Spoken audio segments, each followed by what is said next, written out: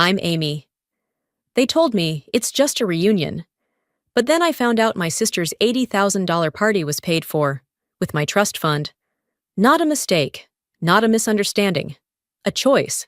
They left me off the guest list. They said I was too sensitive. They said Celine deserved it more.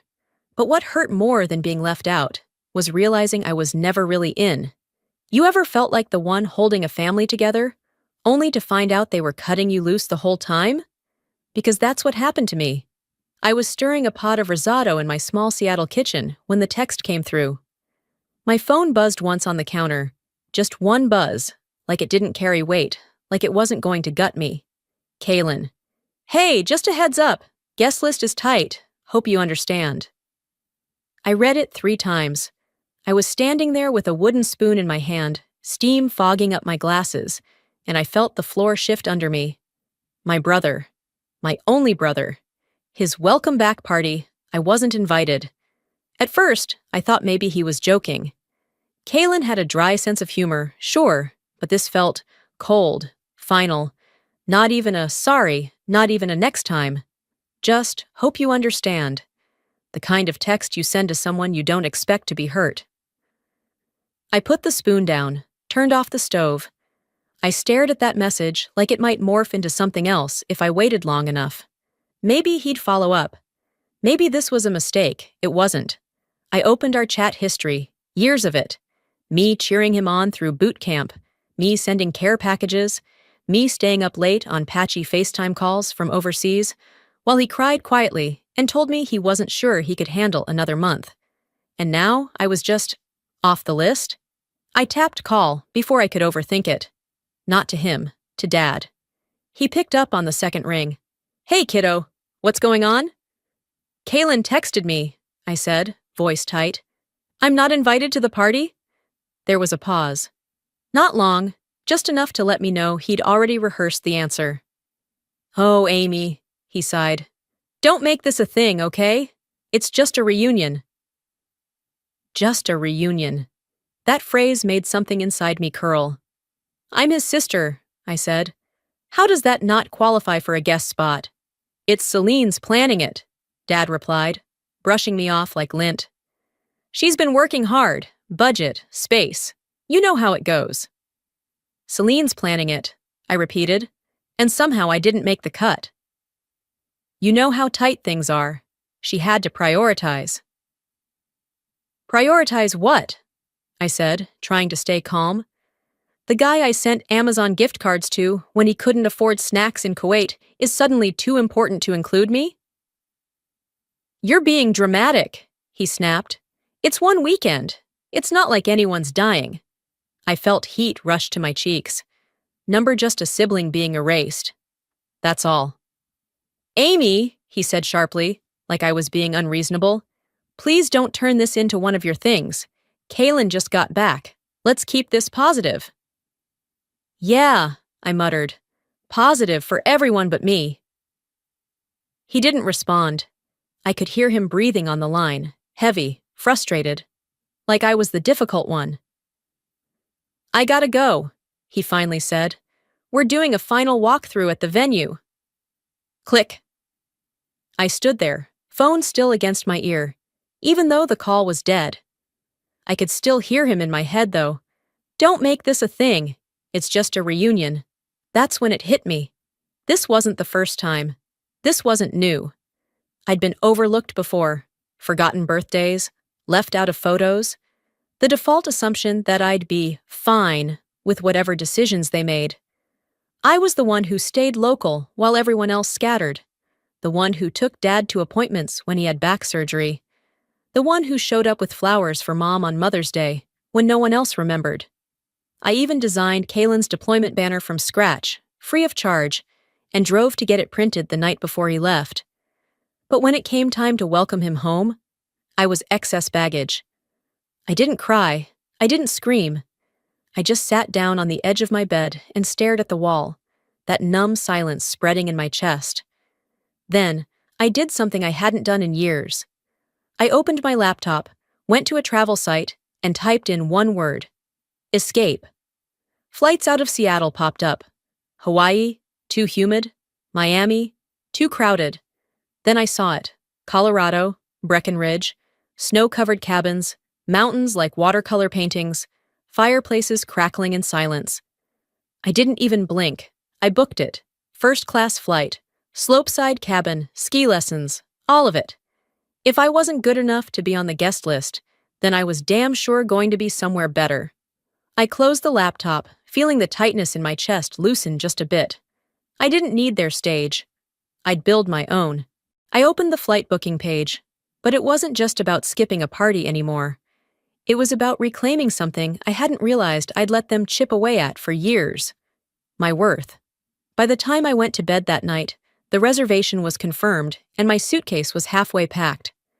I hadn't even told anyone I wasn't going. I figured they'd notice eventually, or maybe they wouldn't. That thought stung more than I expected. The next morning, I woke up early, not from an alarm, but from that uneasy pulse under the skin, like my body knew something was off. I reached for my phone, half dreading what I'd see, and there it was. A message from my mom. Delora. Sweetheart, I know you're upset. I'll make sure Celine saves you a slice of cake. That one sentence sat on my screen like a paper cut to the heart. Short, soft, and somehow sharper than anything Dad said. I stared at it, waiting for something more. Acknowledgement, regret. But no, just a cake slice, as if a sliver of sugar could patch the hole in my chest. I didn't respond. That had always been her way. Keep things light, pretty, manageable. Don't stir the pot, Amy, she used to say. Don't ruin the moment. She never wanted conflict, just harmony, even if it was fake. Especially if it was fake. I tossed on a hoodie and headed down the street to Brew Haven, the local cafe where I usually worked on design drafts. The cold morning air bit at my cheeks, and the wind carried a faint metallic scent, like rain had passed through steel. I wasn't hungry, but I ordered a black coffee anyway, something hot to wrap my hands around. I took a window seat, hoping for quiet. But quiet wasn't what I got. 2 tables away, I heard a voice I knew all too well. Bria, my cousin, loud, always half-performing. Her laugh was sharp, almost practiced. I'm telling you, Drex, this party is insane, she said. Celine went all out. 80 grand, easy. I stopped mid-sip. My fingers tightened around the cup. Wait, Drex said. How'd she even afford that? Her job doesn't cover that kind of spending. Bria chuckled. I heard, don't quote me, but I heard she used someone's trust fund, one of the family accounts. Guess she figured they'd never notice. My pulse roared in my ears. They couldn't be talking about me. That couldn't be what she meant. But it made too much sense. I stood up too fast. My coffee sloshed, but I didn't care. My legs felt heavy as I walked out of the cafe, the bell over the door jangling like a warning bell in my chest. As I made my way home, the pieces started to click. Slow, bitter clicks. I remembered Grandpa's voice when I was 12, telling me, "This is for your future, kiddo. College, maybe a down payment one day. Don't let anyone touch it." And my parents agreeing, promising it was safe, untouched, mine. I never touched it. Not even when I was laid off 2 years ago and struggling to pay rent. I toughed it out, freelance gig after freelance gig, because I believed them. Now I wasn't so sure. Back in my apartment, I threw off my coat and opened my laptop. My hands were trembling as I logged into my bank account tied to the trust. Everything looked normal on the surface. No big deductions, no red flags. But I clicked into the access logs, and something strange popped up. A login from a Portland IP address. 3 weeks ago. That was when Celine started planning the party. That was when Dad started acting cagey on the phone. My chest tightened. A different kind of ache than before. Something deeper. Not just rejection, violation. I closed my eyes and took a breath, but it didn't help. If they took from me, if they used what was mine, and didn't even have the decency to include me in the celebration, I opened my notes app, began writing down the date of the login, the IP, the time. Then I whispered, barely audible even to myself, If they touched it, I swear. I didn't need more confirmation. But I was about to get it anyway. Still seated at my desk, I heard the familiar chime of a new email. The subject line stared back at me like it knew exactly what kind of damage it carried. Authorized withdrawal alert. I hesitated for a second, just one, and then clicked. There it was. Plain as day. A transaction processed under Morton Faulkner's name. $80,000. Removed from my trust account. Not pending, not requested. Already gone. I blinked hard, thinking maybe I'd misread it. Maybe it was a statement, or a tax summary, or something else. Anything else. But the amount was right. The date was 3 days ago, and the name, his name, was at the bottom of the authorization field. My hands went cold. I reread it once, twice, a third time. I wasn't paranoid. I wasn't overreacting. They hadn't just left me out of a party. They'd taken from me, and they hadn't said a word. I felt like the air had been sucked out of the room. My body was still, but my brain was in chaos. Every beat of my heart thudded against my ribs like it was trying to get out. I couldn't sit still anymore. I stood up, paced once, then sat down again. I needed more. I needed to know when they decided to do this. How far back did it go? I clicked back into the account settings and pulled up the login history. There it was. A session logged in from a Portland IP address. 3 weeks ago. Accessed the account, reviewed financial documents, then logged out 23 minutes later. My parents' house. That was their IP. The day lined up with the first time Celine had mentioned the welcome party on her socials. A whole mood board post with captions like, "When it's done right, it doesn't come cheap." My throat tightened. This wasn't impulsive. This wasn't a paperwork mix-up. It was a plan, a deliberate decision, a betrayal orchestrated by the people who were supposed to protect me. Dad didn't just know, he signed it. I couldn't stop thinking about all the times I bit my tongue to keep the peace. I remembered when Celine missed Mom's surgery and I covered for her. When Kaylin borrowed money just until Friday and I never saw a dime. I remembered standing in the rain outside the hospital that night, bringing my mom her coat, and Dad patting my shoulder like I was the reliable one. And that's what they counted on, wasn't it? That I'd always show up, always be reasonable, always understand. I pushed the chair back and stood up again, this time with purpose. I needed to breathe, but nothing about the air in my apartment was helping. I walked to the window, stared out at the gray Seattle skyline. I wasn't crying. That surprised me. Instead, I felt this strange clarity, like the fog had finally lifted. They didn't see me as a daughter or a sister. I was the quiet one, the easy one, the one they could cut out of the photos, but still call when the pipes burst. I turned away from the window and went back to my desk. If they were going to treat me like I didn't matter, they were about to find out what happened when I finally believed them. I opened a blank document, began typing. Date of access, time, IP location, authorization log, screenshot attachments, notes, folders. This wasn't about throwing a tantrum. This was about tracking the truth. They wanted silence. They could have it. But I'd be the one writing it. And right when I thought it couldn't get worse, Elowen called. I almost didn't answer. I was mid-scroll through my document, adding timestamps and file names, trying to stay numb enough to keep moving. But when her name flashed across my screen, I paused. Something in my gut told me this wasn't just another check-in. I swiped to answer. "Hey," I said, my voice already tired. She didn't waste time. "Amy, I wasn't going to say anything, but after what you told me, you need to know." I sat upright. "Know what?" "I was at the house a couple of weeks ago," she said.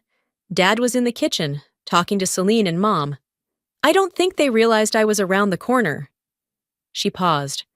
I could hear the background hum of a running car, muffled traffic. She was probably parked somewhere private. "He said, and I remember it exactly, he said, 'Amy doesn't need it. Celine does. Some kids are just more worth the money.'" I didn't say anything. I couldn't. She added softly, "It wasn't a slip. It sounded settled, like something he's believed for a long time. My mouth felt dry, but I couldn't swallow. Those weren't just words. That wasn't a mistake.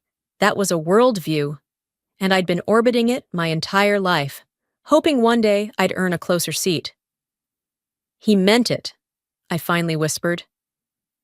Elowen didn't disagree. The silence stretched between us. It wasn't awkward. It was heavy, like we were both watching something sacred snap in real time. She cleared her throat. And it's a mess over here. Celine's freaking out. One of the caterers bailed. The decor vendor is an hour late, and Morton's been barking at everyone. Apparently, Selene changed the menu last minute and forgot to confirm. Now no one knows what's going on. I leaned back against the couch, eyes closed. Of course she did. And no one's stepping in to fix it, she added. They keep asking where you are. I almost laughed. Where I am, like they didn't actively uninvite me? You know how this family works. Everyone wants the calm voice in the storm, but they don't want to give her a seat at the table. I stared at the ceiling. I used to be the one who fixed things, who coordinated the group chats, called the vendors, rewrote speeches the night before an event. I was the one who stayed late, cleaned up when others left, made sure Mom had her meds and Dad had his coat. And now I was the villain, the ghost. Or maybe I always was, just useful until I wasn't. They never protected me, I said quietly. They just drained me dry and called it love. There was no fight left in my tone, just a kind of tired certainty I'd never known before. They don't even realize what they lost, I added. No, Elowen said, but they're about to. We ended the call shortly after. She sounded uneasy, caught in the crossfire, but I knew her well enough to recognize her loyalty. She wouldn't say more than she had to, but she'd say what mattered. The room was silent again, but it felt different now, like the kind of quiet that comes right before the storm breaks. I stood up and looked out the window. The city moved below me, indifferent, fast, alive. I wasn't crying. I wasn't shaking. They weren't losing me. They already had. I closed my eyes, inhaled deeply, and exhaled the last thread of guilt I'd been carrying. I didn't want revenge, but the truth deserved a voice, and it was about to get one. So when Dad called again, blaming me for the chaos, I was ready. The phone buzzed on the table, his name lighting up the screen like it always did when something needed cleaning up. I let it ring once, twice, then picked up. Hello? His voice was clipped, already frayed at the edges. If you had just come, maybe Selene wouldn't be falling apart right now. I didn't answer. Not yet. I wanted him to sit in that silence for a moment. He kept going, filling the void the way he always did when he was cornered. She's overwhelmed, Amy. The caterers are late, the sound system's a mess, and your mother is trying to keep things from spiraling. You know how Selene gets. Maybe if you had been there... Stop, I said finally. He went quiet. You're blaming me for the mess you all made. He sighed. That long, theatrical sigh that said, here we go again. This is a family, Amy. Then stop acting like I'm not in it. That shut him up. I almost hoped he'd yell, because then, at least, we'd be speaking the same language. But instead, he exhaled and offered his favorite line, the one he pulled out when he wanted to guilt me into folding. We all make sacrifices. Yours just look different. I didn't have the energy to decode that, not today. You made a decision without me. You used my trust. You cut me out. Don't expect me to be your solution now. I didn't know it would matter this much to you, he muttered. It was like hearing a stranger say my name. I hung up before I said something that would make me feel ashamed later. Not 10 minutes later, my phone buzzed again. This time, a message. I half expected another passive-aggressive note from Mom, but it was from Selene. Selene, I thought you didn't care about money. You always acted like you were above all this. I needed it more than you. I read it twice, slowly. No apology, no regret, Just that slippery, hollow justification people like her used when they crossed the line and didn't want to own it. I needed it more than you. It was the kind of sentence that told me everything I ever needed to know about how she viewed me. My boundaries were optional, my resources reallocatable, and my silence expected. I put the phone down gently on the table, as if the act of not throwing it was some kind of grace. I sat at my desk, opened a new email draft, but halfway through typing "to whom it may concern," I stopped. Number not yet. I closed the tab and opened my notes instead. Typed, "If they push one more inch, I'll burn the whole illusion down." I leaned back in my chair and stared at that line like it was a mirror. Calm, final, not a threat, just a promise. The weight in my chest didn't disappear, but it shifted. It wasn't grief anymore, it was precision. I picked up my phone again and sent one message to Elowen. Me. Save everything. Screenshots, dates, anything you hear. There was no need to explain. She'd get it. I set the phone down, exhaled slowly. Not revenge, just readiness. And the moment I hit block on all their numbers, something in me unlocked. The silence that followed wasn't eerie. It was clean, sharp, even. Like walking out of a room full of shouting and realizing you'd forgotten what your own thoughts sounded like. I opened my messages one last time. Dad, Celine, Mom, even Bria. One by one, I pressed and held, hovered over the little option that used to feel too final. Block, block, block. No more be the bigger person. No more just come for the cake. No more guilt wrapped in tradition and passive-aggressive pleasantries. It wasn't a tantrum. It was an act of preservation. I stood up, stretched my spine, and took a deep breath. The air in my apartment didn't feel heavy anymore. It felt still, like I could finally breathe all the way in. I booked a last-minute flight, one way to Colorado. The idea had lived quietly in the back of my mind all week, but now it had form. It wasn't an escape, it was a redirection. If they wouldn't make space for me, I'd make my own somewhere higher, colder, quieter. Packing took less time than I expected. I didn't bring much, just the essentials, my favorite sweater, sketch pad, a worn paperback I never finished. I deleted every voicemail from my dad, even the old ones I'd kept just in case. The cab ride to SeaTac was uneventful. For once, I didn't check my phone. There was no one left to wait for. As the plane lifted off the tarmac and pierced the cloud line, I caught my reflection in the window. I was smiling. It wasn't big, but it was real. Landing in Colorado, the air greeted me like a slap and a kiss. Brisk, clean, unapologetic. I liked that about it. At the lodge bar that evening, I took a seat near the fireplace with a hot cider and let the heat from the flames work its way through me. The clink of glasses, the murmur of voices, and the sound of a live acoustic guitar floated through the room. That's when I heard it. "Amy?" I turned and blinked. "Kira?" She was grinning, wide-eyed. "You haven't changed a bit." I laughed.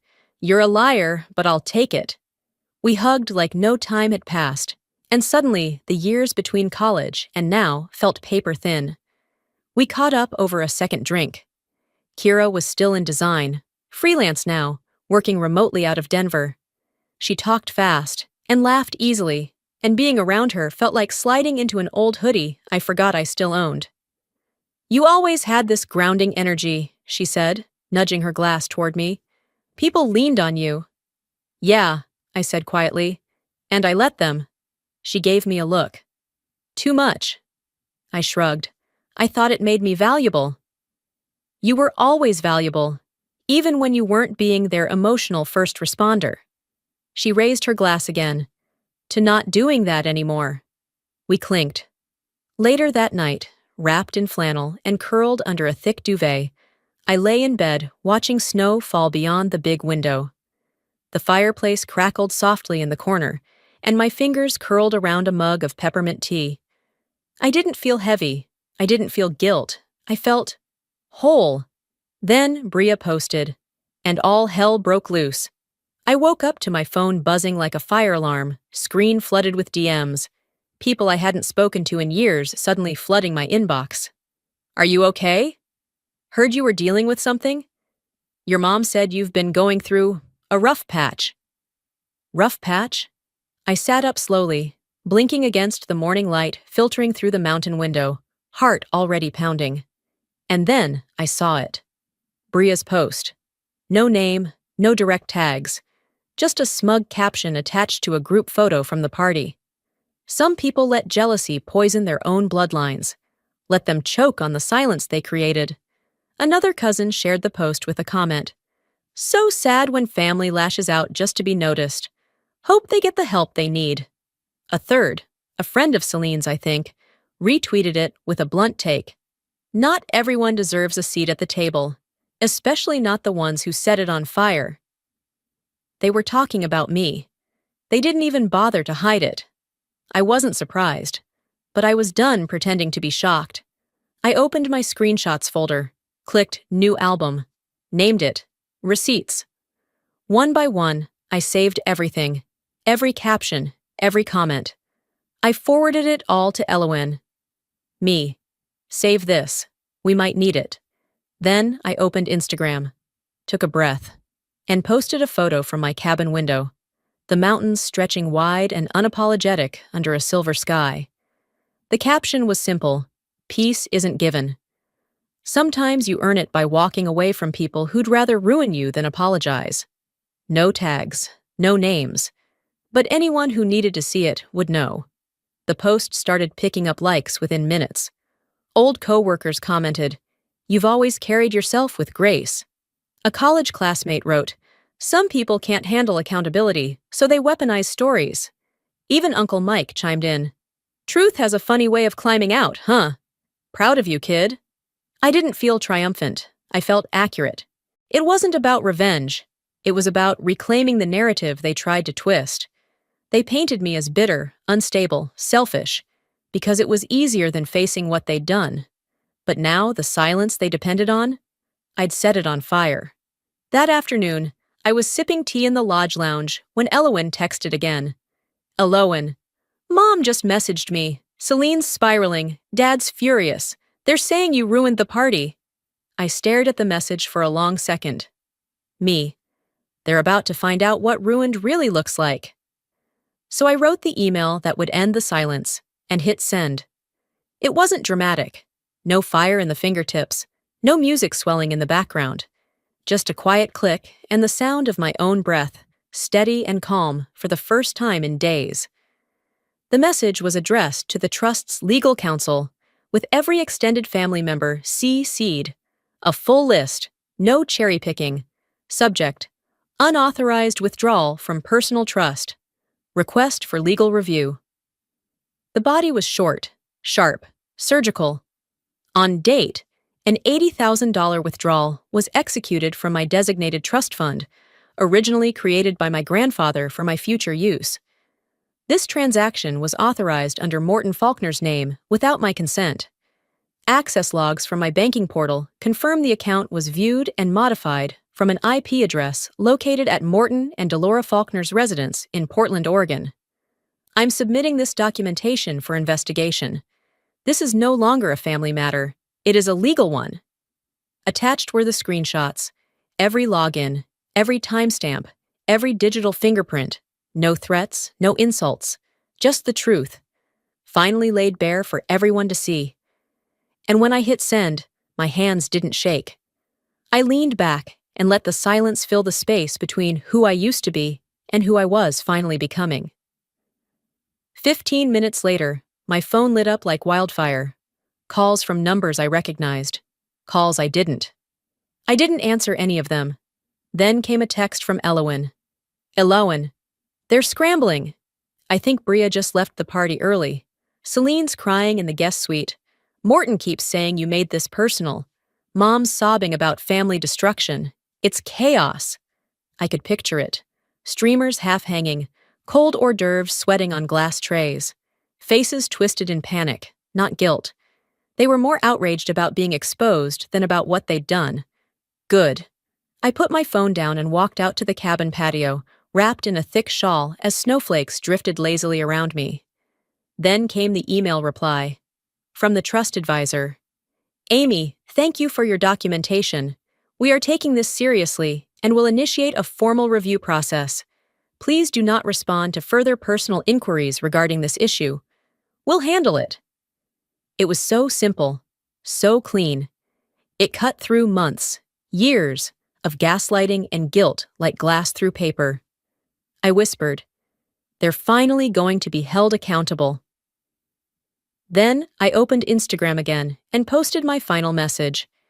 It was a photo of me standing on the Overlook Trail behind the lodge, hands in my coat pockets, mountains behind me, sky starting to darken with snow. The caption, "Silence isn't noble when it protects injustice." I didn't check the comments. I didn't need to. Later that night, I stepped outside again. The air was so crisp it stung a little when I breathed too deep, but I welcomed the bite. It reminded me I was still here. Still solid. Still mine. I looked up at the stars and thought about the version of me who would have done anything to keep peace, who would have shown up at that party with a fake smile and a wrapped gift, pretending nothing was broken. That girl was gone. I didn't lose my family. I left the role they'd written for me and wrote my own. And in the morning, for the first time in years, I didn't reach for my phone. I reached for peace. The quiet wasn't unnerving. It was earned. I brewed my coffee, wrapped myself in a thick cardigan, and stepped out onto the snowy deck. The air held that early morning stillness only mountain towns know. Crisp, untouched, sacred. I sat in the Adirondack chair and watched the snow melt off the railing, steam rising where sunlight touched it. No calls, no pings, no drama. Just me, the smell of roasted beans, and the hush of a world not asking anything from me. For the first time in longer than I could remember, I wasn't hoping they'd call. I wasn't waiting for the apology that never came. I didn't need it anymore. I wasn't bitter. I was done. That afternoon, Elowen sent a final update, one I hadn't asked for, but didn't mind reading. Elowen, Morton's golf group pulled his speaking spot. Word got around. Elowen, Celine's PR team dropped her after a sponsor backed out. Elowen, Mom sent a 5-minute voice message. I haven't listened to it. Figured you wouldn't either. She was right. I didn't open it. I just pressed delete. Some stories don't need a reply. Some doors stay closed. Not out of malice, but out of necessity. Later that week, while sipping tea at the Lodge Cafe, Kira slid a contract across the table. It's remote. Design work for a women-led housing nonprofit. They want someone who gets community and boundaries. I didn't hesitate. I'm in, I said. Not just for the job, but for the chance to build something that wasn't rooted in guilt or sacrifice. Something that felt like mine. 2 days later, I packed up my apartment in Seattle. Most of it fit in boxes. A few items I tossed. And one photo I left behind. It was framed, faded a little at the edges. Me, Celine, and Kaylin at a birthday party when we were 10. I stared at our faces longer than I meant to. That girl deserved better, I whispered. I'm giving her that now. Denver wasn't a clean slate. I wasn't starting over. I was starting forward. The night before my move, I curled into bed with a journal and a pen I'd had since college. On the final page, I wrote, "They didn't break me. They just showed me who I was without them." I closed the book, slipped it into my suitcase, and stepped outside one last time. Snow crunched under my boots. The mountain stood behind me, steady as ever. The cabin lights flickered warm behind frosted windows. The world hadn't changed, but I had. This isn't a reunion story, it's a freedom story, and I'm finally home. You know, if you'd told me a year ago that I'd walk away from my own family, not in anger, but in clarity, I would have laughed and poured another cup of coffee, thinking I'd always be the one to fix things. But here's what I've learned. Silence doesn't make you noble. Self-sacrifice isn't love when it's demanded. And forgiveness doesn't mean handing people a shovel while they dig your worth into the ground. I didn't burn a bridge. I just stopped handing out bricks to people who never planned to build with me. So if you're watching this And you've ever felt like the one holding it all together while no one held you. I see you. You're not selfish for choosing peace. You're not dramatic for asking to be treated fairly. You're not wrong for finally saying, enough. Maybe this isn't just my story, maybe it's yours too. So let me ask you, have you ever had to choose peace over family? Have you ever walked away not because you wanted to, but because you finally had to? Let me know in the comments. Type 1 if this hit home, or drop the state or country you're watching from. I'd love to see how far this story's reaching. And hey, if you didn't like the video, that's okay too. Tell me why. I'm here for real stories, real conversations. If this video resonated with you, inspired you, or made you feel less alone, subscribe to the channel. There are more stories coming, more truth, more heart, and more reminders that sometimes walking away is the bravest step toward home. Thanks for being here. See you in the next one. Hi there, I'm Isolde. My parents sent gifts to everyone in the family, except me. And when I opened the empty box they did send, I smiled, like it didn't break something inside me. But that wasn't the start. They left my name off holiday invitations, cropped me out of family photos, told my nephew I didn't belong because I was too different. I stayed quiet, until my art spoke louder than they ever let me. Want to know how far a family will go to erase you, and what happens when you stop apologizing for being seen? The box came 2 days after the snow started sticking.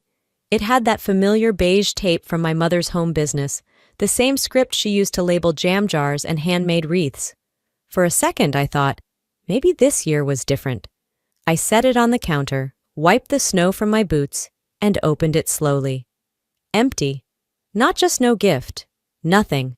No note, no wrapping paper, not even a Merry Christmas written in her usual curly cursive. I stared at the hollow space inside, my breath catching in my throat. My name was still neatly printed on the shipping label. So it wasn't a mistake, it was intentional. Meanwhile, the group chat was blowing up. Dawson posted a photo of Luca tearing through wrapping paper like a wild animal, his face lit with pure joy. Rochelle bragged about the gourmet basket from Mom and Dad. They nailed it this year. I didn't comment. I just took a picture of the empty box, posted it to my story with one line, smiled in return for the favor. That smile wasn't kindness, it was armor. 2 weeks ago, I made myself a cake. Chocolate, boxed, with a frosting swirl I tried too hard to perfect. I posted a photo of it in the family chat, candles lit, one of those quiet, maybe someone will remember moments. No one did. No likes, no comments, no happy birthday. This morning, Mom posted a picture of Dawson at 5, holding a wooden train. My golden boy, always. Then came a flood of comments. Cousins, aunts, even Dad joined in. I turned off notifications. Back in the kitchen, I placed the empty box next to the trash. I didn't throw it away. Not yet. Not because I wanted to keep it, but because I wanted it to sit there a little longer, just to remind myself that the silence wasn't in my head. People love saying, family is everything. But what they don't say is, some families are skilled at subtraction. They'll chip away at you piece by piece until there's nothing left but your name on a label. And even that feels like a courtesy. I didn't cry. Not this time. I didn't call and ask if it was an accident. I didn't pretend I was too busy to notice. I just stood there, staring at that box like it had spoken. And in a way, it had. I went to make coffee, but instead just stood there. The sound of the heater kicking on broke the quiet. It was almost laughable, how one box could shift something I'd been trying to ignore for years. That night, I couldn't sleep. I ended up digging through a stack of unopened mail I'd tossed on the hallway table. Somewhere near the bottom was the envelope from mid-November, still sealed, with my mom's slanted handwriting on the front. Back then, I hadn't thought much of it. I was busy. School finals, art submissions. One of my students had lost her father. I had told myself, I'll open it later. Now I wished I hadn't. The paper inside was thick, printed, formal. More effort than Velma usually gave anything that didn't involve Dawson. It read, Velma and Clinton, along with Dawson, Rochelle, and Luca, invite you to a family Thanksgiving. Just like that. Like I didn't exist. I read it twice, turned it over, checked for a note. Nothing. Not a single mention of me. Not even a blank line or a +1. I sat down on the edge of the couch, letter in hand, staring at the same signature I'd seen on my empty box. Maybe it wouldn't have mattered if this was the first time. But it wasn't. Last Thanksgiving, I was there. I brought wine and an apple galette. No one asked me to. I helped set the table. They forgot to make a seat card for me. When Mom said grace, she thanked everyone by name, except mine. At the time, I told myself it was nothing. She was distracted. She didn't mean to. This letter told me otherwise. I picked up my phone, called her. It rang 4 times before she answered. "Well, hey, stranger," she said, forced cheerful, like I'd interrupted her mid-laugh. "Everything all right?" I kept my voice light. "Hey, Mom, I got the Thanksgiving invite. Just wanted to check. Was my name supposed to be on it?" There was a pause. Not long, just enough. Then came the laugh, tight and sugary. "Oh, you know how it is. I mean, of course you're invited. Do we really have to spell everything out these days?" I didn't respond. She continued. "You know we love having you. It's not like you're not family. It's not like you're not." I let the silence stretch until she changed the subject. Something about a new pie recipe. I mumbled something polite, said I had to go, and ended the call before she could pretend I'd overreacted. I walked to the kitchen, grabbed the empty box still sitting there, and tossed it in the bin. It landed with a hollow thud. Funny how even trash made more of a sound than I did. Later that night, I couldn't sleep. I watched the snow melt from the window ledge and wondered if I was being too sensitive, or just finally honest. The group chat kept buzzing. Rochelle shared a picture of her dinner table with a caption about gratitude. Dawson posted Luca's drawing of a turkey, messy and proud. Everyone was laughing in emojis and inside jokes. I stared at the screen and for once decided not to disappear into silence. "Glad everyone had a good time," I typed. "Thanks for the invite, even if I wasn't technically listed." No one responded in the main thread. 10 minutes later, Dawson messaged me privately. "Dawson, Isolde, seriously, don't make this a thing. You were invited, you know that. Let's not turn this into drama, okay?" Drama, that's what he called it. I reread his messages twice. My brother, the same one who used to share his Halloween candy with me, who cried when I broke my wrist in 5th grade, now sending me a damage control script like he was handling a customer complaint. I didn't answer him. I didn't need to. The next morning, Dad called. It was early, just past 7. I hadn't even poured my coffee yet. "Hey, kid," he said, voice quiet. "Your mom told me you were upset about the Thanksgiving invite." I didn't say anything. Let him carry it. "She didn't mean anything by it," he continued. "You know how she is. She probably just forgot to include your name. It wasn't personal." I bit my cheek. The taste of iron hit my tongue before I could stop myself. "She didn't forget Dawson," I said flatly. He sighed, long and tired. "Look, this family's already had enough tension the past few years. I just don't want more of it. You know what I mean?" No, I didn't. But I knew what he meant. He didn't want confrontation. He didn't want discomfort. He didn't want the truth to stretch across the room and make anyone else squirm. "Just let it go, all right?" he said. "Be the bigger person." I closed my eyes. "Sure," I whispered. "Bigger person. Got it." We ended the call soon after. He asked me to send my new mailing address again, even though he'd already used it twice that month. After I hung up, I sat on the floor next to my radiator and stared at nothing. They all wanted peace, but only if I kept swallowing what burned going down. They could call it calm. I knew better. That Sunday, the roads were mostly clear, but I drove slower than usual. The cold wasn't on the pavement. It was sitting somewhere between my ribs. I pulled into their driveway just after noon. Lunch was already underway. Velma opened the door with a short nod and a side hug that barely brushed my coat. Rochelle smiled and said, "Glad you made it," with a tone that sounded more like obligation than welcome. Inside, the house smelled like roast and over-scented candles. Luca ran into the room clutching a crayon drawing. "Look, Grandma, I made you a bird." Velma bent down, took it from his hands and beamed. "It's beautiful, baby. I'll put it on the fridge right now." She kissed the top of his head and walked it straight to the kitchen, clipping it in place between a grocery list and a recipe card. I stood there, holding a canvas wrapped in brown craft paper. When she came back, I offered it quietly. I brought something for the hallway. Thought it might go well with the winter decor. She peeled back the paper slowly. The painting was soft, grays and silvers, a quiet forest under fresh snow. I'd worked on it in silence for weeks, not loud, not political, not too much. She stared for 3 long seconds. "Oh, it's a bit moody for the hallway, don't you think?" She placed it gently on a chair. "Maybe it'd go better in a study or something." She was already walking away when she said it. No one mentioned it again. During dessert, Luca climbed into the chair next to me with a coloring book. His voice was soft. "Aunt Izzy, Grandma said you're different." I looked up from my untouched slice of pie. "What do you mean?" "She said, you don't have a husband because you're hard to understand." He kept coloring. "She said some people don't really belong in families when they're like that." My fork clinked against the plate before I realized I'd dropped it. I reached for my glass of water to steady my hands. Luca didn't even look up. He wasn't trying to hurt me. He was just repeating. And somehow, that made it worse. By Tuesday evening, the tightness in my chest still hadn't let up. I'd gone back to teaching, grading water-stained still lifes and muted landscapes, but everything felt mechanical, like my hands were moving without me. I curled up on the couch that night with my laptop, hoping to escape into something brainless. Instead, I made the mistake of opening Instagram. The first story I saw was Rochelle's. Plain pink background, white cursive font. It read, "Some people just love being the victim. No tags, no names." But no one needed names.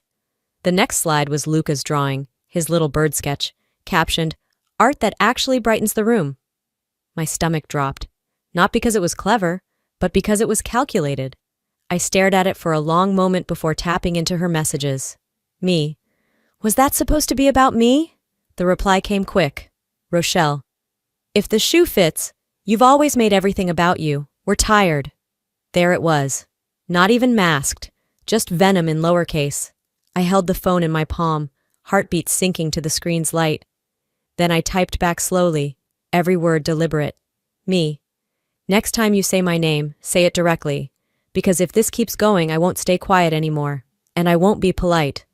She didn't answer. I took a screenshot, then saved it to a locked folder on my drive. I didn't post it. Not yet.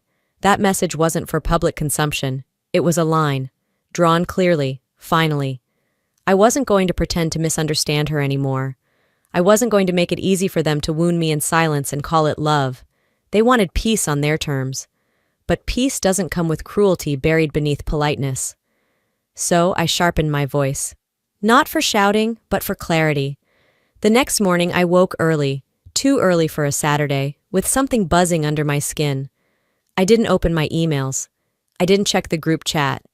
Instead, I brewed coffee, walked into my studio, and stared at the canvas I'd started weeks ago, but never finished. It was quiet, cold, and honest. A dining room table, long and heavy. Figures seated but faceless, just silhouettes of hands passing plates. At the end, one chair pulled far away, like it had been dragged backwards mid-meal. The shadows didn't reach that far. That spot was in the dark. I finished it in a single sitting. By late afternoon, I took a photo, cropped tight, posted it on Instagram with one caption, "For anyone who's ever smiled through silence. No hashtags, no names, just truth." By midnight, the post had hundreds of shares. The next day, it doubled.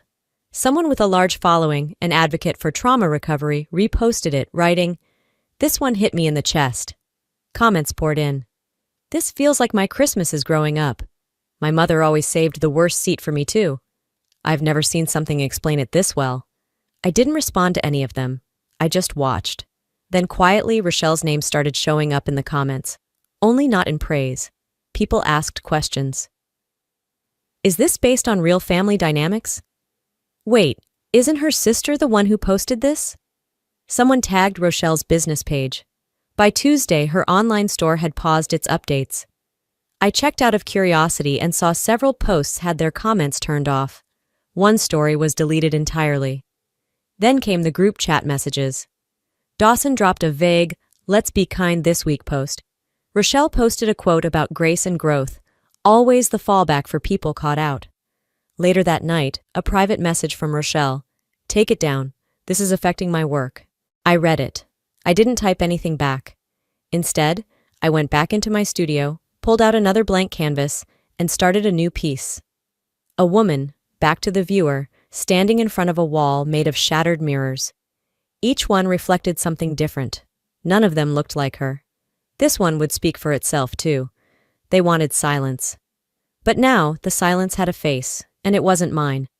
I had just finished wiping the last streak of varnish across the new canvas when my phone buzzed with a notification from Facebook.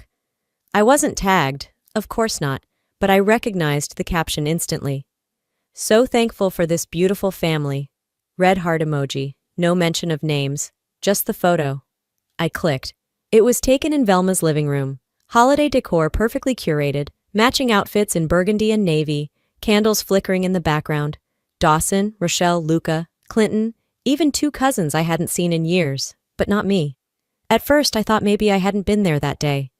Maybe it was a gathering I wasn't invited to, which would have been predictable at this point. But then I noticed something familiar. The vase on the table, the one I'd brought last year. The painting in the background, that was my work, framed and given as a Christmas peace offering. This wasn't a new photo. It was the same group shot from last year's dinner. The one where I'd stood between Dawson and Rochelle, holding a tray of cookies. Only this time, I wasn't in it. They had cropped me out. Cleanly, like I was a smudge. My breath caught in my throat. Not in sadness, in something colder. I opened my photo library and scrolled until I found the original. There I was, smiling in a too-tight sweater, trying, again, to look like I belonged. I uploaded both pictures, side by side, no filters, no edits. Caption: sometimes being erased tells you more than any words ever could. Within minutes, messages started appearing. Not from family, from old college friends, former co-workers, a parent of one of my students. Wait, they really cut you out? This is beyond passive-aggressive. I'm so sorry, that's disgusting. Someone DM'd me. I had no idea your family was like this. That's not okay. I didn't reply. Not out of pride, out of preservation. An hour later, my cousin Alina commented on Velma's post. Where's Isolde? No one answered her. 2 hours after that, Velma deleted the entire post. By nightfall, Rochelle posted a Bible verse about grace again, her favorite PR stunt. Dawson went silent. Clinton, as always, stayed out of sight. And I poured tea, took off my earrings, sat back in the quiet. Let them explain me away this time. The morning after Velma's post vanished, I woke up to my name pinned to someone else's truth. I was sipping coffee, black, no sugar, scrolling through my feed when I saw it. A comment under a reshared screenshot of the family photo. It wasn't from a stranger, though it might as well have been. It was from someone I hadn't spoken to since my first gallery show, Sandra, from the local art council. Erasing your daughter from the photo doesn't erase what she means to people. That was it. No hashtags, no fanfare, but it spread like wildfire, the kind you don't see coming until it's licking at the base of your front door. Other people chimed in, former students, a few old neighbors. One even said, I always thought there was something weird about how they treated you. I didn't cry. I didn't celebrate either. I just sat on my couch, laptop warm on my thighs, and watched the tide shift. Not because I asked for it, but because someone else refused to look away. The town's Facebook groups, usually reserved for lost pets and snow shoveling requests, lit up with opinions. Some defended Velma. That's still her mom, show some respect. But most didn't. By afternoon, the phone rang again. I let it go to voicemail. That evening, I walked to the mailbox barefoot, the kind of careless that happens only when your blood has settled into steel. Inside was a plain white envelope, no return address, but I knew the handwriting instantly. Velma's. I took it upstairs. Didn't open it right away. Let it sit on my counter while I made tea, swept the kitchen, watered my succulents. Only after the kettle whistled and cooled did I tear it open. The letter was neat, blue ink on ivory paper. I was wrong. I thought protecting my image mattered more than protecting you. I see now it cost me something I may never get back. There were more words, some that almost felt real, others that sounded like guilt dressed up in Sunday manners. I folded the letter, slid it into the back of my desk drawer. I didn't throw it out, but I didn't answer it either. Christmas morning, I sat alone in my studio, finishing the piece I'd started a week earlier. A dining table, long, simple, empty except for one chair, one plate, one hand, mine, reaching across to place a card that read, "Welcome me." I took a photo and posted it with the caption, "Sometimes you build your own table, and that's enough." I turned off notifications, not out of fear, out of finality. Let them scroll, let them stew. I didn't need their seats anymore. Between Christmas and New Year's, the days blurred, quiet, slow, kind. There was no grand gesture, no surprise visit at my door. Just peace. That was new. I'd signed the lease for a small art studio 2 blocks from my apartment. It smelled like sawdust and possibility. The walls were still bare, the windows tall and unfiltered. I hadn't even hung curtains yet. I didn't want to.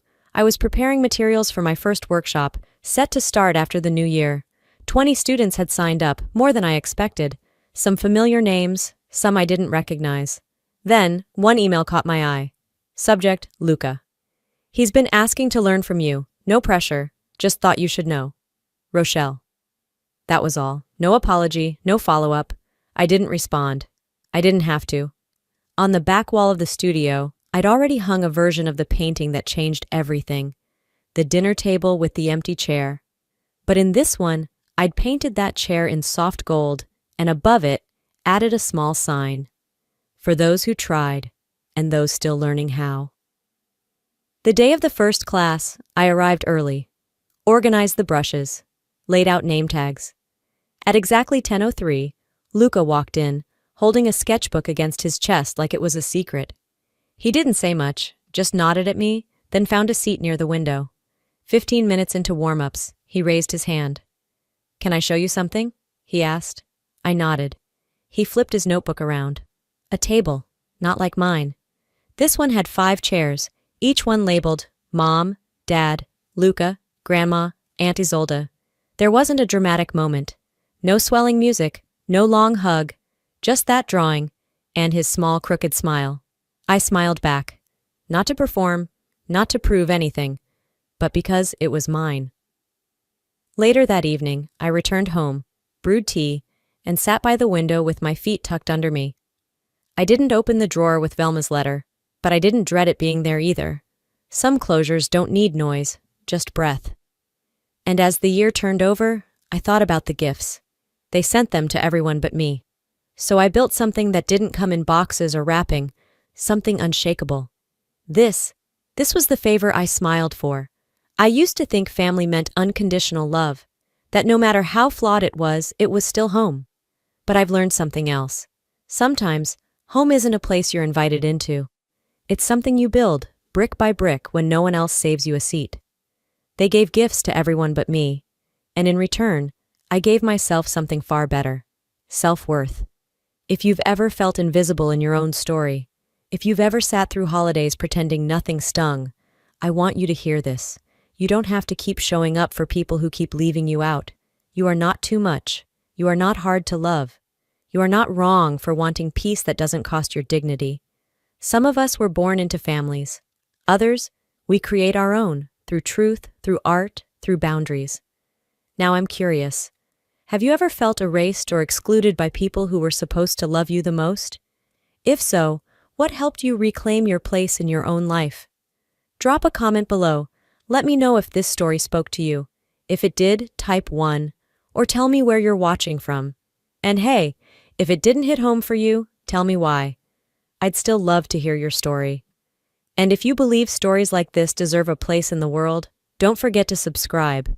Your support helps these voices keep speaking. Until next time, stay strong, stay seen, stay you. Hi there, my name's Romy, and this story isn't just about betrayal. It's about what happens when your own family decides you don't count anymore. My parents signed over everything we built. To my brother, the house, the company, even my mail was rerouted without my knowledge. I was erased from family records, removed from our business history, and told to keep things civil. But I found something they forgot, the clause that changed everything. Now I'm wondering, if they could do this to me, what else have they been hiding all along? I wasn't supposed to drive down Timberleaf Drive that day. I was supposed to take the interstate home, straight from the client site, no detours. But my phone had buzzed with a road closure alert, and the reroute brought me down the street I'd grown up on, past the White House with green shutters that still carried my family's name. That's when I saw it. Cars lined both sides of the road, front yards packed with folding chairs, platters of catered food being carried up the walkway. A big white banner stretched across the porch rail, letters bold and proud. Celebrating Trenton's 10 years at Gaskins Contracting. Trenton. Not the Gaskins family. Not Ezekiel and Sons. Just him. I pulled over 2 houses down, engine still running. My hand stayed frozen on the wheel. The air conditioner hummed against the spring heat, but my chest tightened anyway. I scanned the crowd. Uncles, cousins, friends from church, people I hadn't seen since Dad's retirement party 5 years ago. They were all there. Everyone but me. No one had called. No text. No email. Not even a damn forwarded flyer. A decade ago, I was the one who'd rebuilt the logistics division after Dad's warehouse nearly folded during the 2020 crash. I poured my savings into stabilizing contracts, burned weekends, restructuring systems, stayed late filing permits no one else touched. And now, balloons, canapes, a DJ booth for my brother. They didn't just forget me, they planned to. I didn't cry, I didn't honk the horn, I didn't storm in demanding answers. I just sat there, numb. I watched my mother laugh in her coral blouse, arm around some church lady like she was the queen of Southern hospitality. I saw my dad raise a glass, voice animated as he gave Trenton the kind of speech I used to dream of hearing directed at me. I remembered repainting the office walls by myself the year we downsized. The ladder slipped. I bruised my shin so badly it swelled like a football. No one thanked me then either. They erased me. I shifted into drive and rolled away slowly, like peeling off a bandage you already know has infected skin underneath. My throat burned, but I said nothing. Back home, the sun had dipped low. I changed into an old hoodie, made tea I didn't drink, and slumped into my kitchen chair. Just then, my work phone buzzed. A forwarded email. Subject line, for internal use only, next week's press release. I clicked it open. Trenton Gaskins to officially lead Gaskins Contracting into the next era. As the sole legacy bearer, Trenton's dedication to the company and family values sets the foundation for our future. Sole legacy bearer. I reread it 5 times. There was no typo, no mention of Dad, no footnote, no me. So this wasn't just a party, it was a coronation. And I hadn't just been excluded. I'd been written out. A strange calm settled over me like fog. Not sadness, not even shock anymore. Something colder, sharper. I slid my phone across the table and opened the Notes app. Sunday, 3:42 p.m. observed outdoor event at parents' house. No prior notice. Banner read, Trenton's 10 years. Spotted, Mom, Dad, Cousin Rick, church associates, Diane and Harold, unknown event staff. Forwarded internal company email confirms Trenton's sole leadership.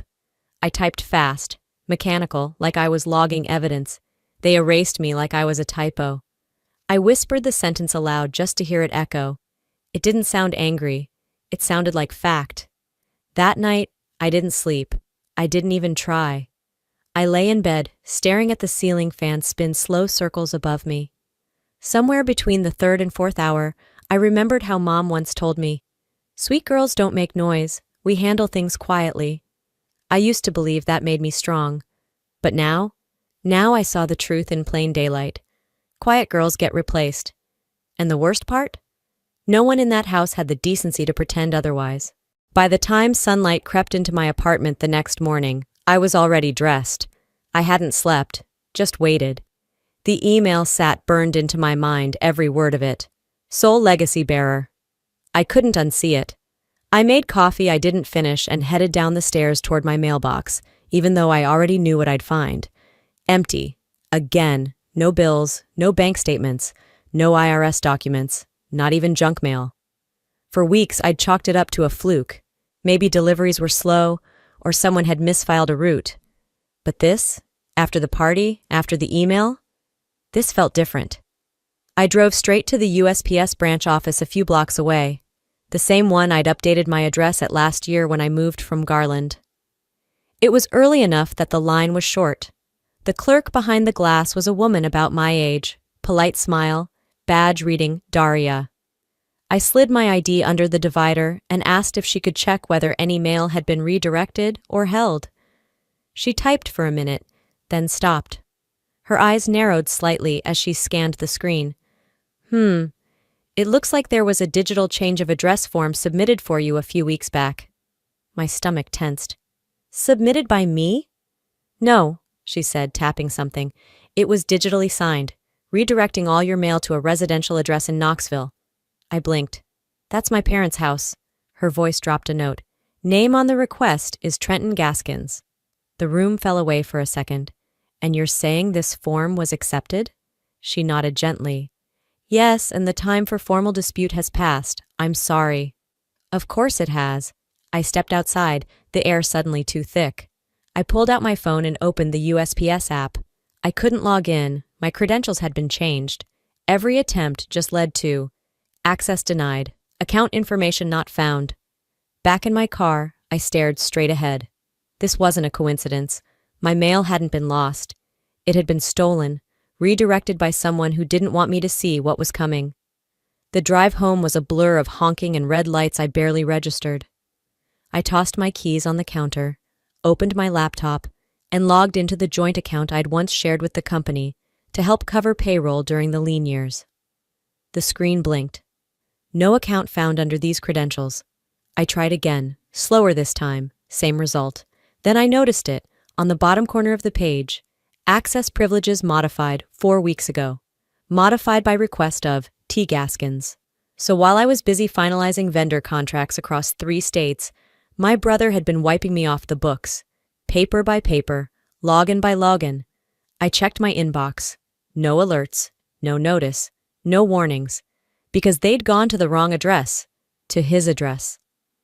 That night I sat with my laptop on the kitchen floor, the glow of the screen the only light in the room. I opened a new folder and named it Contingency. Inside, I started building a digital paper trail, screenshot of USPS record, bank access logs, confirmation of internal email from the party day, notes on attendees, dates, times. I whispered to myself, this isn't passive neglect. This is active deletion. The kind of deletion that doesn't happen by accident. The kind you do when you want someone gone without making a scene. Then I remembered something Trenton once said when we were younger, and he locked me out of the family vacation rental for fun. If she can't get in, maybe she'll stop thinking it's hers. And now here he was, pulling off the same game, just with fancier tools. I wasn't crying, I wasn't yelling, I was archiving, and I wasn't done. I texted Cassie, a compliance manager I'd worked with 2 years ago during a contract audit. She'd always had a sharp eye and even sharper ethics. Me. Hey, can I ask something off the record? If I give you a routing code and a name, can you trace activity? A pause. Cassie. Depends. You think someone's moving things behind your back? Me. I think someone's rewriting history. 10 minutes later. Cassie. Romy, I don't want to say too much over text, but yeah, something's off. Get a lawyer. I backed up everything. Twice. One to the cloud, one to an encrypted flash drive. I labeled it Legacy Personal Use. Then I opened the browser and typed in my company's website. But before the homepage fully loaded, I saw something in the corner of the screen that made my chest seize. A new press release, featuring Trenton, smiling, holding a key, and beneath it, a caption I couldn't unsee. A family legacy, now in the right hands. The press release stayed with me like a splinter under the skin. I couldn't ignore it, couldn't shake the image of Trenton beaming, holding the ceremonial key like he'd earned it. Like the past 15 years of my life hadn't happened. By Tuesday afternoon, I was standing in the lobby of Gaskins Contractors. I hadn't been here in almost 2 years, not since I stepped back from day-to-day operations to expand our regional partnerships. The walls still smelled like lemon wax and fresh paint. I should know. I painted them. I spent an entire 4th of July weekend on a ladder with a roller in one hand and a bag of fast food in the other because Dad said the budget was tight and Trenton had plans. I walked toward the reception desk, my steps slow but firm. The front wall used to hold a bronze founder's plaque, etched with all 4 names: Ezekiel, Verna, Trenton, and me. I designed it. The font, the layout. I even chose the brushed finish so it would reflect sunlight just slightly, like it was alive. Now it was gone. A newer, shinier plaque hung in its place. But this one had only 3 names: Ezekiel, Verna, Trenton. My name had vanished without a trace. The receptionist, a young woman I didn't recognize, looked up and smiled politely. "Can I help you?" I almost laughed. "I used to work here." "Oh, cool, she prompted. I didn't bother answering. Instead, I gave her a nod and moved past toward the hallway. The door still required a keycard. Mine had been deactivated months ago, but I knew the timing of shift changes well enough. Just as an intern buzzed out, I slid through the door with him. Inside the marketing department, things were mostly unchanged. Open desks, gray dividers, that faint smell of microwave popcorn no one admits to making. I found an unused computer, logged in with a temporary guest ID, and pulled up the internal archive. I navigated to the Legacy Materials folder where my original plaque design files had been stored. Nothing. Empty. I clicked over to the file recovery log, heart thudding. There it was. File deleted, user, T_Malik, date, April 5th, Trenton's known alias. He didn't just swap the plaque, he deleted the proof I'd ever created it. I should have felt furious. Instead, it was something colder. Confirmation. This wasn't clumsy or coincidental. This was surgical. I leaned back in the chair, the office noise behind me fading into static. My mind didn't go to confrontation. It went to memory. Years ago, when I was 21 and still hopeful, Dad and I had unboxed the original plaque together in that very lobby. He'd placed a hand on my shoulder and said, "Your name means something here. You helped build this." And now? Now he stood by while my name was erased like a smudge on glass. I left the building without speaking to anyone else. Didn't storm out. Didn't make a scene. But as I walked across the lot to my car, I snapped a photo of the new plaque. Then I took another of the visitor badge with today's timestamp. Back at my apartment, I opened my digital folder. Inside Contingency, I started a new document. Subject: Intentional Identity Removal, Phase 2. Evidence of name removal from public display, screenshot of deleted archive files, user ID associated with deletion. Employee witness list from office log. Every entry was methodical, clean, sharp. If they weren't going to name me, then I'd name exactly what they did. And I wasn't doing it for closure. I was doing it for court. Before I shut my laptop, one last thought flickered. I opened the county's online property records for Knoxville, clicked through familiar forms, typed in our family's address. What I saw next froze me. Back in my car, I checked the deed registry, and what I found made my blood run cold. Wednesday morning came fast. Too fast. I hadn't slept more than a couple of hours, and yet I was already parked outside the Knox County Records office before it opened. My coffee had gone cold on the dashboard, untouched. I didn't need caffeine. I needed clarity. The county clerk greeted me with the kind of forced smile government employees wear like armor. I slid a slip of paper across the counter. "I'm looking for the current deed record for this address," I said, trying to keep my voice calm. She typed with methodical precision, paused, then tilted her head. "Looks like the current owner is Trenton Gaskins." I blinked. That can't be right. She turned the monitor slightly so I could see. There it was, plain as day. Updated ownership filed 3 months ago. Sole title holder, Trenton. I asked for a printed copy, my hand already reaching for my ID. "And the notary section?" I asked. She pointed. "Signed and notarized on January 18th. My breath caught. That weekend, Dad had been in the hospital. I drove him there myself after he stumbled in the kitchen, clutching the counter like it was the only thing holding him up. Mild stroke, they said. 2 nights under observation, saline drip, speech slow and confused. I had the wristband to prove I'd signed him in. So how in the hell did he manage to sign over property on the same day? Outside the records office, I sat in my car, printed deed in hand. The signature looked Close, but not perfect. I tilted the page toward the light and stared. The loops of the Z in Ezekiel were inconsistent with his usual style. The slant of the last name was sharper, less rounded. It felt mechanical, rehearsed. "That's not his hand," I said aloud, testing the truth on my tongue. But hearsay wouldn't help me. I needed someone who could place him, his condition, exactly where he was that day. I drove straight to Knoxville Medical Center. The elevator ride to the cardiac floor was excruciating. I kept pulling out the deed copy, scanning the date, memorizing every detail like it would mutate if I blinked. Angela Webb, the head nurse on shift that weekend, was in the staff break room when I found her. I remembered her because she'd been the one who brought us extra blankets and apple juice that day. She still wore her hair in the same no-nonsense braid. "Hi," I said, tentative. "You probably don't remember me. You brought in Mr. Gaskins. Middle-aged, beard, mild stroke, right?" I blinked. "Yes, that's my father." She nodded slowly. "He was with us 3 days, mostly out of it. Never left the bed." I swallowed. "Did anyone else visit him that weekend?" Angela shook her head. "Nope. You were the only one. He was barely responsive most of the time. Just muttering, you know? Meds make people foggy. And, hypothetically," I paused, bracing myself, "could someone like him have signed a legal document that day?" Her eyebrows lifted. "Legally? Absolutely not. He couldn't even hold a pen straight. I had to sign off on his vitals every hour." I nodded, heart thudding in my throat. Back home, I placed the deed side by side with older signed documents, Dad's old medical directives, birthday cards, even the note he'd scribbled for me on my first promotion. The difference was undeniable. I scanned all of them, labeled them meticulously, and created a new subfolder: Forgery Evidence Lake Transfer.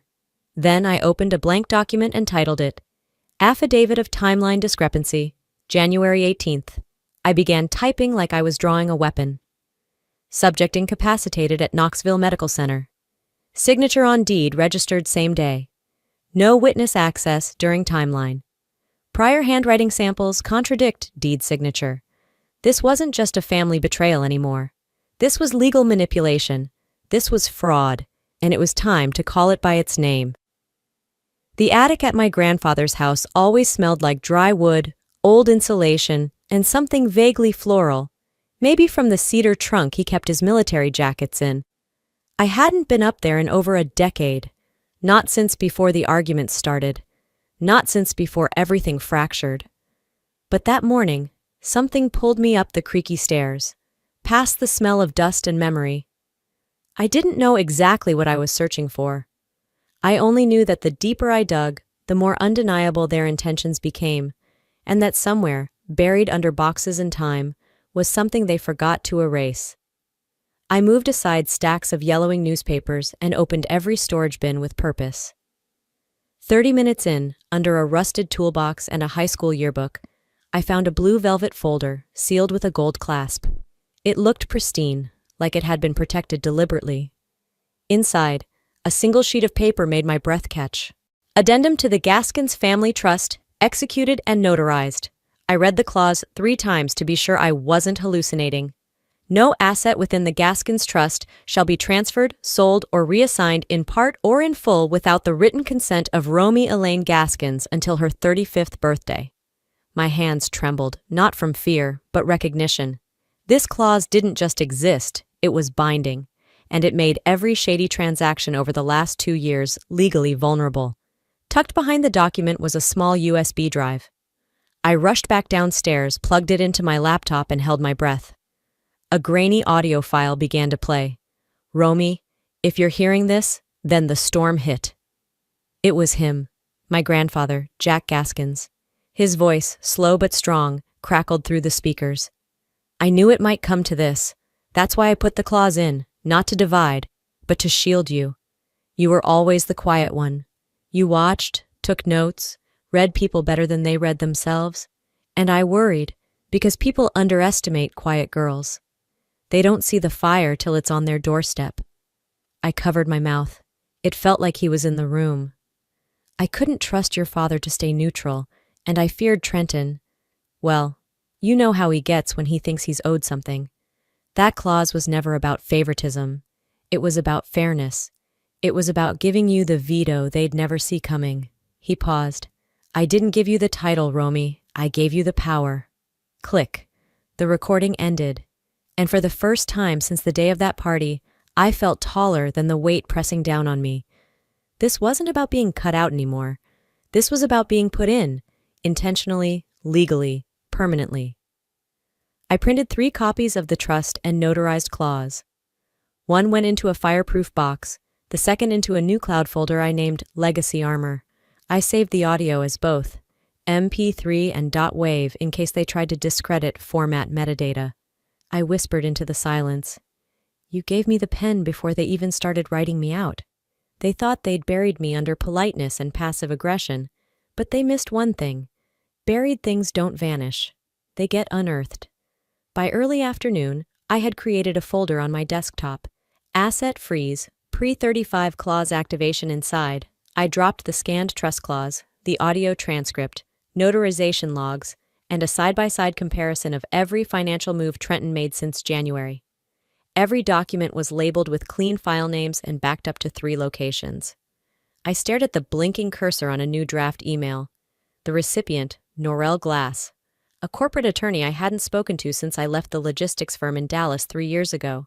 She was sharp, lethal in heels, and allergic to injustice. I typed 2 words, need help. Then I added, they're trying to erase me. I have proof. 5 minutes later, her reply came in. Call me now. I dialed. She picked up on the first ring. You good? She asked. I nodded into the phone, even though she couldn't see me. I have the clause, the trust, an audio file, and proof of forgery. She exhaled. They want quiet. Let's bring noise. The next morning, just before the sky settled into its usual Tennessee blue, I was standing outside Stone Cafe with a folder under one arm, and every inch of my spine braced like steel. The text had come the night before. Let's talk. Neutral ground. Stone Cafe. No drama, please. Signed by my mother. They always loved that phrase, no drama. As if stealing legal rights and gaslighting your daughter into invisibility was somehow a quiet act. As if silence softened betrayal. I walked in and spotted them immediately. Trenton looked freshly pressed, teeth white, shirt collar crisp, like someone who just won an award and wanted the world to clap longer. Verna sat across from him, her palms folded on a floral napkin, eyes smiling like she hadn't gutted me 6 ways this month alone. Romy, Trenton stood, fake warmth spilling from his voice. You look, well. I didn't bother replying. I slid into the booth, laid the manila folder next to my water glass, and waited. Mom leaned slightly forward, voice syrupy and low, that rehearsed Southern softness she used when scolding church kids or calming a tense potluck. I asked for this because I think things are getting out of hand. We're still family, baby. This doesn't have to become a mess. I stared straight through her. It became a mess the day someone decided I didn't exist on paper anymore. Trenton let out a small laugh through his nose. You're making it more dramatic than it is. We're just reorganizing. Reorganizing? I said, tone flat, by transferring property during a hospital stay and forging signatures? He blinked once, slowly. You don't know what you're talking about. I opened the folder. Inside was a printout of the veto clause, highlighted, dated, notarized. I didn't slide it across the table. I just let it sit in plain sight, like a loaded gun. Verna's lips thinned. Don't bring private documents into a public place? Oh, I'm sorry. Are we suddenly worried about discretion? A silence hung over us. Forks clinked on plates at nearby tables. A toddler dropped a spoon. Normal life swirled around our warped little booth. You've always been sensitive, Mom said, like a punch wrapped in lace. And this isn't about us not loving you. You just weren't in a place to take leadership. You were moving around, doing your own thing. The family needed stability. I leaned in. I was writing checks to keep the business afloat while Trenton was gambling in Atlantic City. Don't talk to me about stability. Trenton's jaw twitched. That was a long time ago. Right, so was my name being on the founder's plaque. Strange how history only fades when it's mine. I stood up slowly, pushing the folder gently back into my purse. I'm not here to ask for permission. I'm here to let you know. I won't be erased. Verna placed her hand on my wrist. Don't do this, Romy. You don't have to ruin us to make a point. I looked at her, really looked at her. I'm not trying to ruin you, I said. I'm just done letting you ruin me. I turned to leave. Trenton's voice, sharp and low, followed me out. You're gonna regret this. I paused in the doorway. You mean like forging an inheritance and thinking no one would notice? That night, I sat in my apartment, silence pressing against the walls. A text came in. Verna again. You don't have to go nuclear. Family should protect family. I stared at the message, deleted my first response, typed again. Family shouldn't steal from family. Then I attached a PDF of the trust clause. No caption, no explanation, just facts. I clicked send. The world didn't explode. But for the first time in weeks, something inside me settled. I didn't know what tomorrow would bring, but I knew they weren't in control of it anymore. The message came through just before the sky slipped into dusk, that brittle moment between daylight and darkness. A text, short and polished like everything Trenton touched. Come by the house. Let's clear the air. No more surprises. Clear the air. That was rich, coming from people who'd built a dynasty on omission, secrets, and sleight of hand. If deceit were a currency, my family would be old money. Still, I went. Not because I wanted to make peace, not because I believed they'd changed, and definitely not because I expected an apology. I went because silence had run its course. I had facts now, not just suspicions. Proof, not just instinct. And they were finally going to listen, because I wasn't leaving until they did. The Gaskins house hadn't changed a bit. From the outside, it was still pristine. The lawn trimmed down to military precision, the hedges sculpted like topiary soldiers guarding some distorted version of honor. The American flag hung at half-mast on the porch, a relic from Dad's health scare months ago. No one had bothered to raise it again, like they were still milking the sympathy, or didn't know how to deal with anything after the crisis didn't kill him. Inside, though, things were different. The air carried that overly crisp smell of industrial lemon cleaner, the kind meant to scream, "We're fine," while barely concealing the stench of panic. It smelled like guilt dressed up for guests. Trenton opened the door with the same politician's grin he wore on campaign flyers and fundraising dinners. "Glad you came," he said, like this was a business meeting, like I hadn't seen through him months ago. "Let's just talk." I didn't answer. Words were cheap here. I followed him down the hall, passing family photos that had long since stopped meaning anything. Us on vacation, us at graduations, us pretending. In the living room, the rest of the players were in place. Mom sat rigidly, her lips pressed so tight they seemed to have retreated into her face entirely. Ezekiel was beside her, one leg jittering, an old tell when he was nervous. Dad was slumped in his recliner, staring at the blank TV. He gave me a slow nod, the kind that acknowledged presence without engagement. Whether he was too tired or just indifferent, I couldn't tell. I wasn't sure it mattered. On the coffee table sat a folder, slim, glossy, neat. It was white with gold embossed letters. Family Division Agreement, Final Draft. I didn't touch it. Trenton cleared his throat as if rehearsed. We thought this would help streamline things, make the transition cleaner, keep everything out of court, just define roles and responsibilities, make things official. Handled, I repeated softly. The word sat like acid on my tongue. I set my bag down beside the armchair and unzipped it slowly, letting the sound stretch. Then I pulled out my own folder, fatter, heavier, less sleek. It landed on the coffee table with a solid thunk. The sound made Verna flinch. Let's talk about what's actually been handled. One by one, I laid out the papers.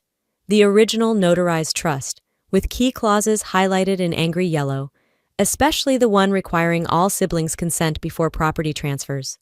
The forged deed transfer, with a forensic comparison of Dad's signature now versus then. The USPS address change form that had rerouted estate notices away from me.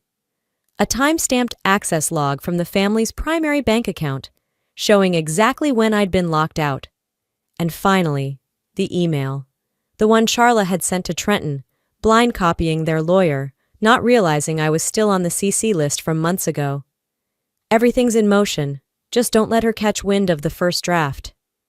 The room was dead quiet, like the oxygen had been sucked out. Verna inhaled sharply through her nose. Trenton's hands, resting on his knees, curled into fists. And then, as if choreographed, Charla walked in, late and breathless, clutching her designer purse like it could shield her from consequence. She froze when she saw me. This wasn't how we agreed to do this, she stammered. I raised a brow. You want to finish that sentence, or should we save it for court? Her eyes snapped to Trenton, then back to me, panicked. I was just notarizing what they gave me, she said quickly, the practiced ease of someone used to slipping out of blame. Trenton jumped in, voice low, pacifying. Rami, look, this escalated more than it was supposed to. You weren't supposed to find out? I said. Yes, I noticed. I tapped my phone and hit play. Charla's voice, clear and unmistakable, filled the room.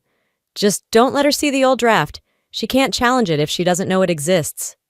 The timestamp from last week glowed on the screen. The silence afterward was thick enough to choke on. Finally, Verna spoke, her voice brittle with a faux calm. We did what we thought was best for the family. You've always been emotional about these things, unpredictable. We needed a plan. You needed control, I said, cutting her off, and you assumed I wouldn't fight back. Ezekiel finally looked up. His voice was quiet, hesitant. This doesn't have to go public, Romy. I met his eyes. No, but it will. Charla's voice cracked. It wasn't just Trenton, okay? It wasn't all his idea.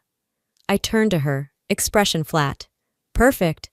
Then the deposition will be thorough. I stood, slung my bag over my shoulder. Trenton's voice, low now, almost desperate, followed me to the hallway. You really want to burn it all down? I stopped, turned back to face them. The four of them sat frozen, shocked not by what I'd said, but by the fact that I'd said it at all, like the script had gone off book and they didn't know their lines anymore. You think this is me lighting the match? I asked. You've been stacking the kindling for years. All I did was bring proof and a lighter. They stared, still waiting for me to cry or scream or beg. Instead, I smiled, a cold, quiet thing. I gave you a chance to fix this quietly, but you pushed too far, and you forgot something important. They blinked. Nice girls, I said. We don't stay quiet forever. Then I turned and walked out. I didn't slam the door. I didn't need to. The soft, deliberate click as it shut behind me was louder than any explosion.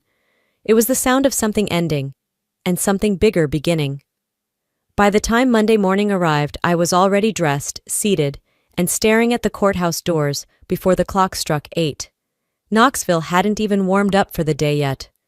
The air still held the kind of chill that clung to skin and memory. Norelle met me on the courthouse steps, files in hand and expression unreadable. You ready? She asked. I nodded once. My voice wasn't needed. The paperwork would speak for me. Inside, the courthouse buzzed with routine, lawyers greeting clerks, murmurs of pending trials echoing through the halls. But when I handed over the folder marked Gaskins v. Gaskins Emergency Injunction and Asset Freeze, the room seemed to still just slightly. The clerk flipped through the exhibits, eyes scanning the forged signatures, the notarized trust with my name in bold, the digital logs, the audio transcripts. Everything's in order, she said. Stamp, stamp, stamp. I had walked into that building with a single goal, truth backed by proof. At 9 a.m. sharp, courtroom 2B opened. I stepped inside behind Norelle. Trenton, Verna, and Ezekiel were already seated. Trenton's lawyer fiddled with his tie like it was a noose. Charla was conspicuously absent. Judge Marshall Grant entered moments later. He was gray-haired and brisk, the kind of man who hated theatrics almost as much as he hated wasted time. Let's begin, he said, shuffling the files. As he read the first lines aloud, motion to freeze contested assets on the grounds of breach of trust, document forgery, and concealment of binding clause. I didn't look at my family. I didn't need to. I felt Trenton's gaze burning toward me, daring me to flinch. I didn't. The judge skimmed through the highlighted exhibits, occasionally raising an eyebrow. When Trenton's lawyer tried to interject, Your Honor, these allegations are deeply personal and better suited for mediation, The judge shut him down with a wave. I've read enough to understand the stakes. Let's hear from the petitioner. Norelle stood. Her tone was even, composed. One by one, she introduced the documents. The trust clause, the audio recording, the verified handwriting analysis, the email from Charla. Your Honor, she said finally, we're not here over misunderstandings. We're here because the respondents orchestrated a calculated removal of legal authority. My client has every right, legally and ethically, to halt that process. Judge Grant turned to me. Miss Gaskins, do you intend to assume responsibility for the Gaskins estate? I stood, clasping my hands in front of me. I don't want power for the sake of it.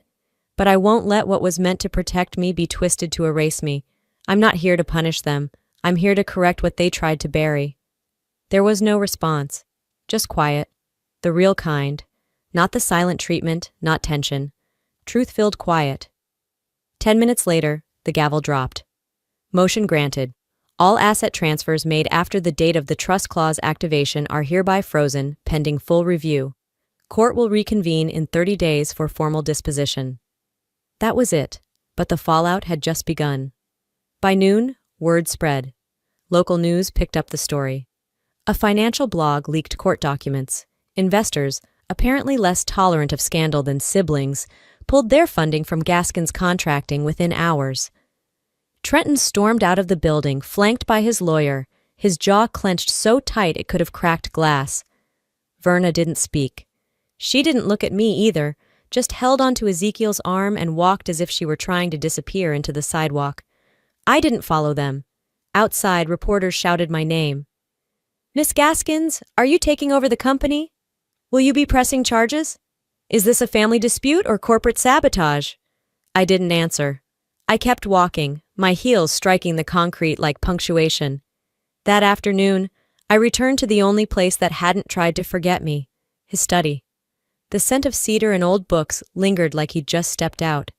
I placed the court order on his desk, right under his framed photo of the three of us from years ago. You knew, I whispered. You always knew they'd come for it, and you still trusted me to fight for it. I leaned back in his old chair and let the silence surround me, not to hide in it, but because this time, I owned it. The sun had shifted to a softer shade by the time I stepped back out onto the porch. The old swing creaked under me like it always had, the wood never complaining about weight, only time. Inside, the study felt like an anchor, unchanged and unafraid. I glanced back at the desk and reached for a dusty leather-bound album tucked beneath a drawer panel I'd almost forgotten about. Taped to the inside cover was the photo they'd once cropped me out of. Me, Trenton, Grandpa Jack, covered in paint, all three of us laughing in front of the first wall we ever built together. I pulled the frame from the bookshelf where the edited photo still sat. I swapped them, gently smoothing the corners flat as I closed the back of the frame. There, truth restored, not loudly, not with ceremony, but honestly. The news broke just before sunset. Daughter exposes family fraud assets frozen in Gaskins estate dispute, read the Knoxville Sentinel's headline. It wasn't flashy, no clickbait, just black ink across white newsprint. Underneath the article were comments, some shocked, some sympathetic, many just silent likes and reposts. But there it was, my name, not attached to shame or erasure, not framed by someone else's narrative, just mine. Around dinner time, my phone buzzed, a message from Verna. We didn't know how much we needed you, until you walked away. I let the screen dim. No reply, no rage, no rehash. Sometimes silence is the most honest answer you can give. By the end of the week, the dominoes had finished falling. Charla's license was suspended by the state board. The notary registry publicly updated her misconduct record. Her name faded fast from all the downtown business listings where it used to pop up like a reflex. Trenton was removed as acting CEO. Technically, he wasn't charged yet. But the silence that followed him was louder than any court sentence. Investors stopped returning calls. Vendors began redirecting invoices to the transitional committee. And word around town was that even his golf club revoked his membership. Ezekiel announced his retirement in a 2-line email. No farewell brunch, no gold watch. Verna stopped going to Sunday service. People noticed that kind of absence, but no one asked. Because some kinds of shame speak for themselves. Back at Grandpa's house, I let myself settle into a slower rhythm. I opened the windows that hadn't been touched in years. Let spring light crawl across the floorboards like it had been waiting. Kids ran past the porch chasing kites, paper diamonds flapping wild against a peach-toned sky. One of them waved. I waved back. Inside, on the top shelf above Grandpa's law books, I spotted something that hadn't been there before. A folded paper crane. I don't know if he made it, or if someone else had slipped it between the pages. But I remembered the words he once whispered after my first loss in high school debate, when I'd come home crying because the judges called me too soft-spoken to command the room. "You're the one with wings," he'd told me, tapping my shoulder. "Just because they don't hear the wind yet doesn't mean you're not already flying." I smiled. Not because it fixed anything, but because it reminded me that not everything needs fixing. Some things just need returning to where they belonged all along. I didn't go back to the company. I didn't run for the board, or petition for title, or replace nameplates. That was never the point. I walked into the kitchen, poured myself a glass of water, and stepped out onto the porch again, barefoot this time. The floorboards didn't creak anymore. I sat down, let the breeze move through the porch screen and into my lungs. I didn't need applause. I just needed air that didn't choke me. And finally, I could breathe. Sometimes justice doesn't look like a courtroom verdict. It looks like reclaiming the space you were once erased from, and breathing in it like it always belonged to you. If this story taught me anything, it's this. Silence doesn't make you safe. It just makes you easier to ignore. For too long, I believed that being the nice girl meant swallowing unfairness to keep the peace.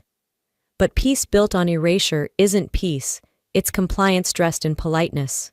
So if you've ever felt pushed aside, underestimated, or told to be quiet and let it go, I'm here to tell you, you're not wrong for wanting to be seen. You're not selfish for standing up when no one else will. Sometimes, the legacy you're meant to protect is your own. And now I want to hear from you. Have you ever been left out by your own family, or had to fight for something that was yours all along? What would you have done if you were in my shoes? Let me know in the comments. Your story matters too. If this video touched you or gave you something to think about, drop a 1 in the comments, or tell me what city or state you're watching from. If it didn't speak to you, that's okay too. Tell me why. Tell me where you're tuning in from. Let's talk. And hey, if you want more stories like this, true stories that dig deep into real families, real heartbreak, and real courage, don't forget to hit that subscribe button. You'll be the first to know when the next one drops. Until then, stay strong, stay smart, and never let anyone write you out of your own story.